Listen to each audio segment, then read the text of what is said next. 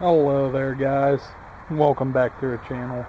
Today you'll notice something new. Extremely excited actually for this. This is a clear ballistics gelatin block. And it's freshly out of the packaging. Right there's our box. Neat little sleeve for it to go into. Got our little verification card here stating it was manufactured the week of 9/16. Penetration with a 590 feet a second BB is 3.12 inches. Now, I'm definitely not sponsored by them in any shape, way, or form. I like to make my own gelatin. I figured for this time that this was on sale. I got this for $80. I figured why not. I was making a new gel block here, full time being. I just decided to get a clear block this time. I'm going to take their word on it. The one thing that does suck, some of the reviews, they claim, okay, that's big boy over there.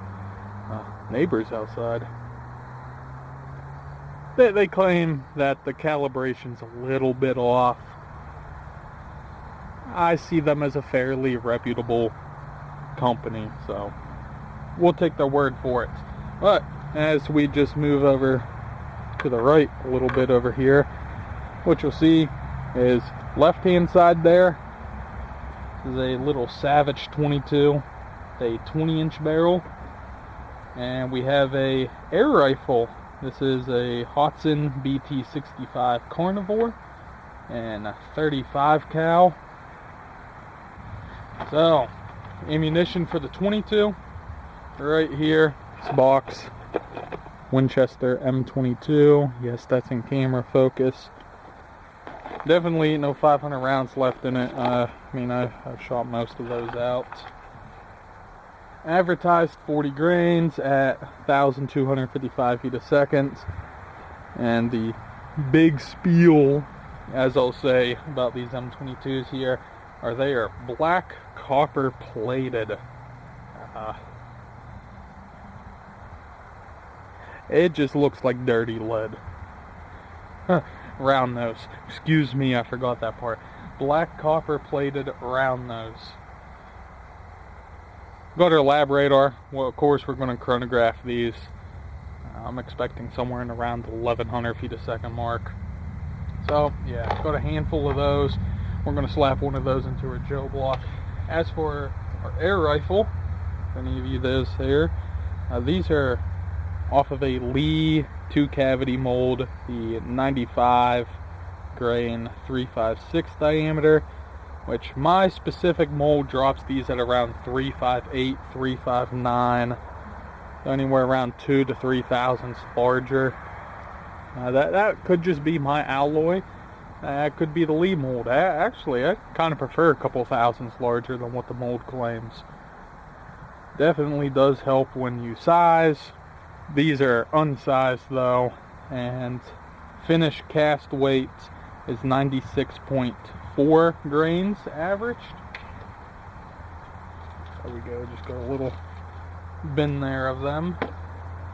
Same thing, 20-inch barrel.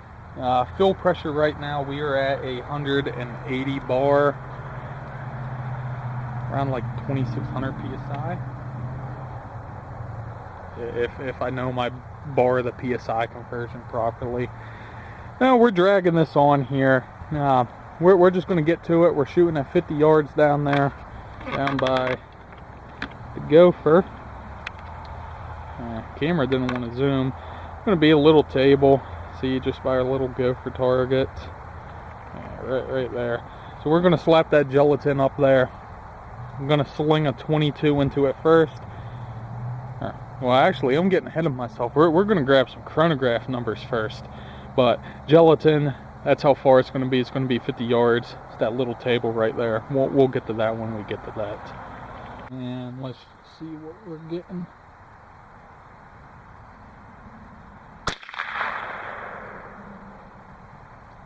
Goal of 11.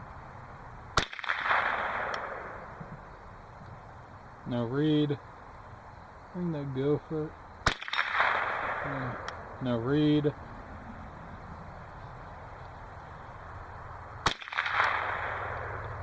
1216. And no read. Lab radar was not liking the 22 today.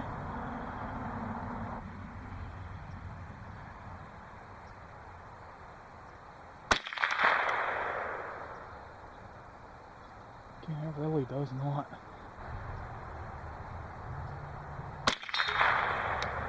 No, 12. Late BC on velocity. 50-yard target velocity was 1,049, which gives us a G1 drag model of 0.0978. Alright, lab radar is up and going. Camera still in focus.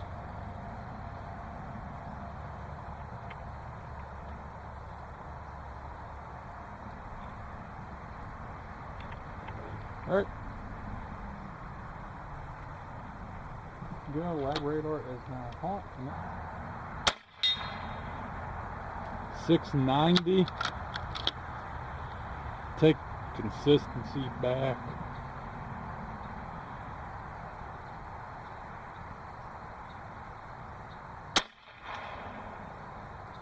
$697.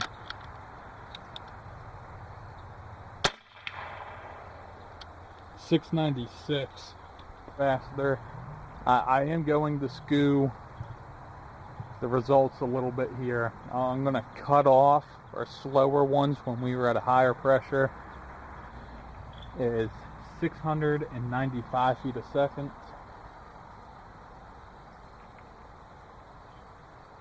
Actually, fairly good. Yeah, decently hot loaded. And let's go pick up.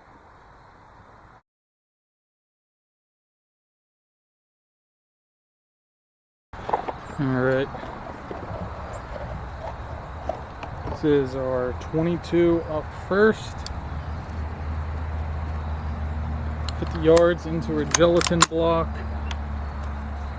Seems like always the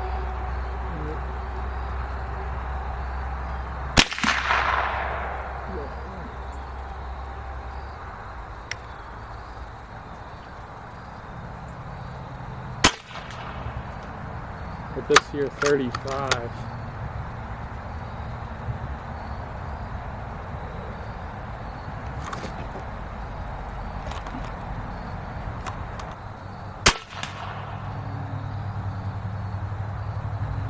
I think that was an impact.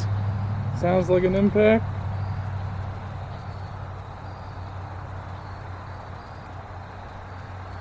Still see my camera.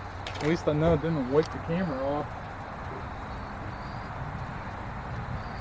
Alrighty, let's go check out what happened.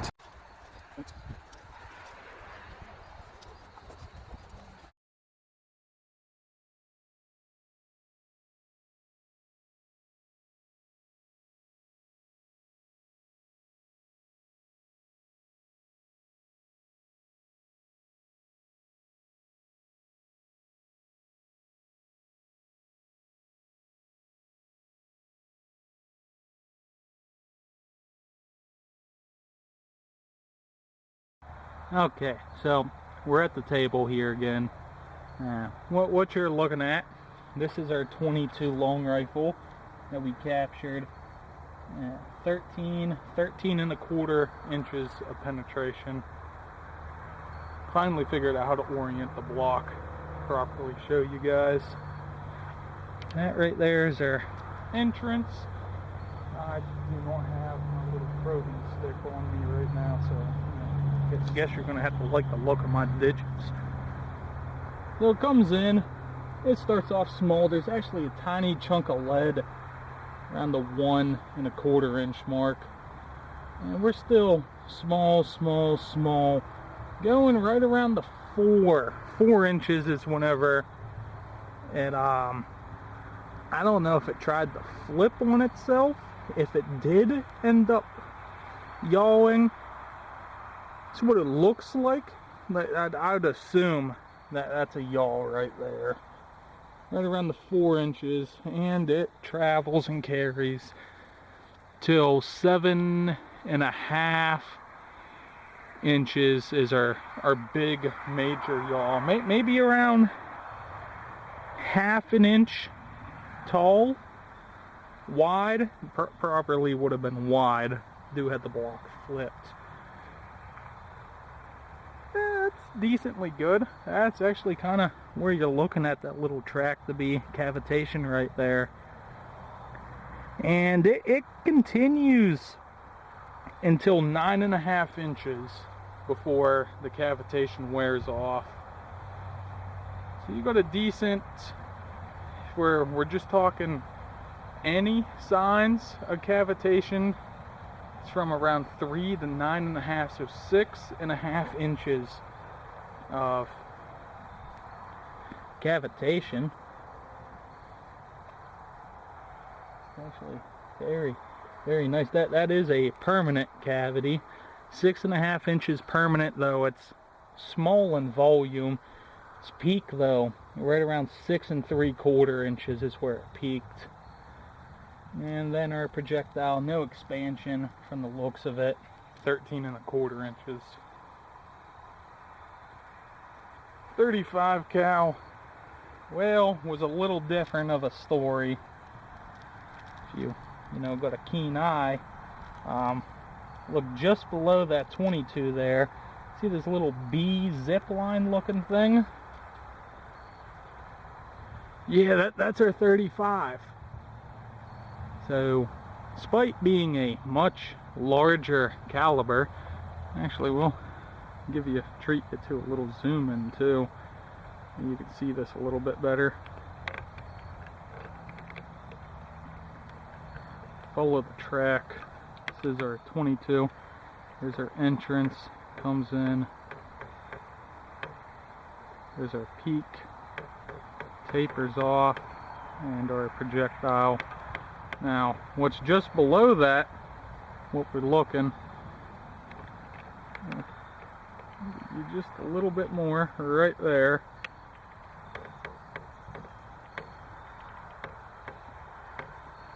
That little line under that 22 is our 35 caliber semi-wad cutter, and you see it made it the whole way, all 16 inches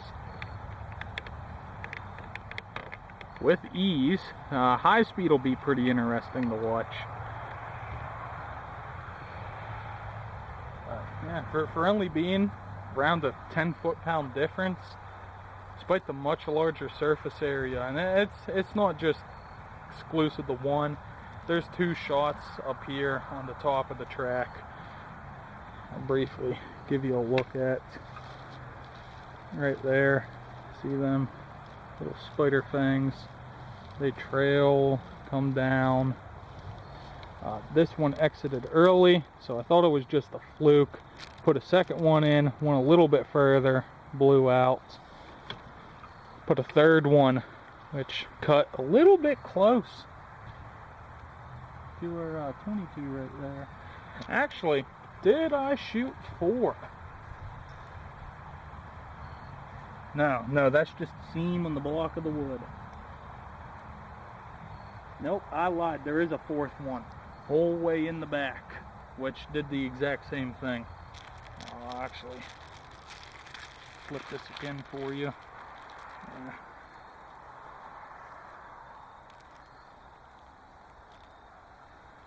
Yep, it just did the same thing. Came in at the corner.